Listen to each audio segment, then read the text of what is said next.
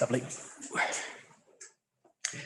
So just to try and summarise the day a little bit, we had a huge number of people, which was brilliant, considering this was a bit of a punt for us of not really knowing how a virtual conference was going to work and not really knowing if the technology was going to work, and up until about 2 weeks ago, not even having a camera that was going to work.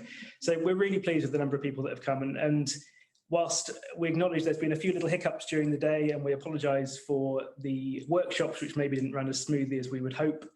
And for those of you who didn't necessarily get into the workshops that you had hoped to get into, I hope that what you did here was useful, and there's stuff that you can take back to your local trust and some useful new stuff that you've learnt.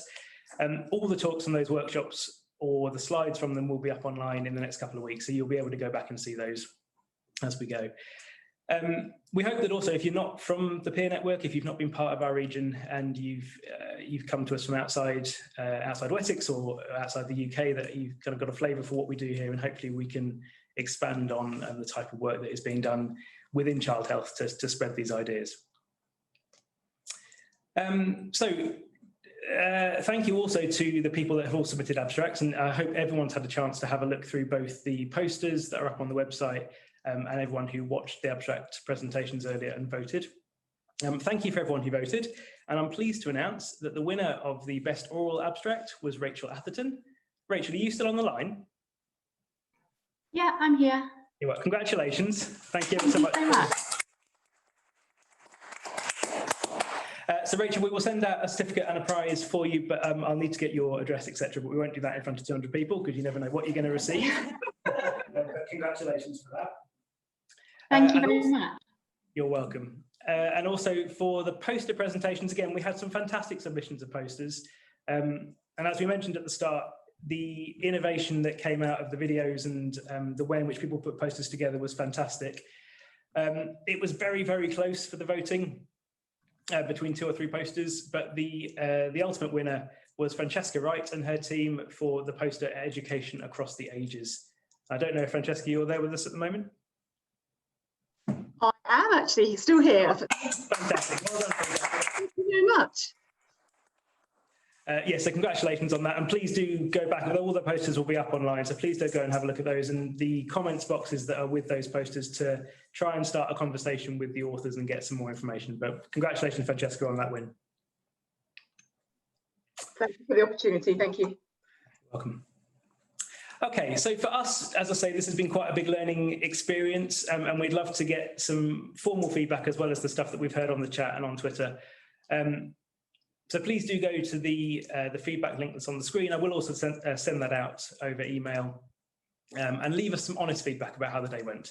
We will start planning for next year's conference relatively soon, and we are obviously going to be trying to figure out how best to run a conference going forward. So any suggestions that you have will be gratefully received. And once you've submitted your feedback, you'll get your link for your certificate as well for your CPD. The day isn't quite finished. So the Paediatric Awards for Training Achievements, the PAFTAs, which was started in Wessex about 5 years ago, have gone from strength to strength. And we'll be hosting those tonight, again, virtually, hosted by the PAFTAs team. So that will start at 7 o'clock. For those of you who got tickets, again, you'll receive an email as you did for the conference here. And if you haven't got tickets, there are still plenty available. So do please go and sign up for that. Charities. So we thankfully had sponsorship to be able to run this day as a free event. And we're very grateful to our sponsors for enabling that to happen.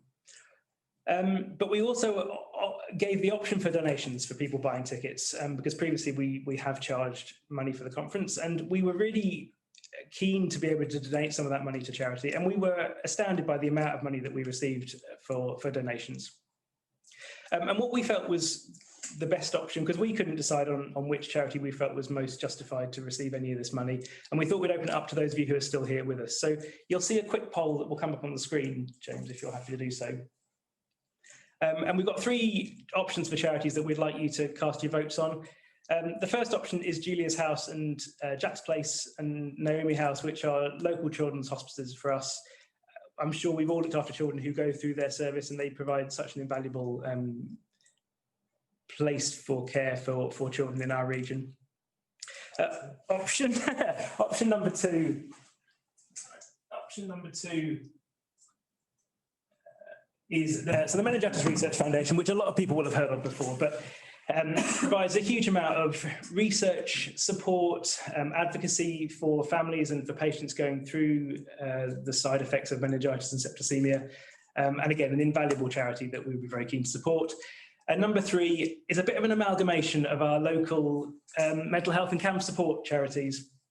I'm sure Southampton is not unique in any sense of seeing a huge number of children with mental health problems at the moment, and we know how underfunded mental health is in our region and across the country. And so No Limits, Dorset Mind Your Head and Wiltshire Mind are 3 excellent mental health charities which support children and young people with mental health problems. So we're going to launch that poll now. Just spend a couple of minutes selecting which one you feel would be most worthy is the wrong term, but who you feel would be most benefit for the money. And then we'll carry on. It is 41% to No Limits, Mind Your Head and Wiltshire Mind, 36% to Meningitis Research, and 23% to Name House and Leading House. So we will certainly split that money between those 3 charities, and thank you for your input to that. Right. The final thank you. Oh, we have charities again. The final thing to say is thank you to the whole of the team that have helped to make today work. You've pretty much seen from everybody as part of the day, but it's taken a lot of effort from everybody involved, behind the scenes, in front of the scenes, and lots of stress and organisation to make this all happen. But we couldn't put this conference on without you all, and we are always really keen for more people to join the team and to help expand this and help this to be a wider conference with more multidisciplinary involvement. So if you are interested, then please do let one of us know. As I say, planning for 2021 will start relatively soon. So the final thing to say is hopefully we will see you all next year, ideally in person. And please do put your dates in the diary for the 12th and 13th of October. Thank you very much, everyone.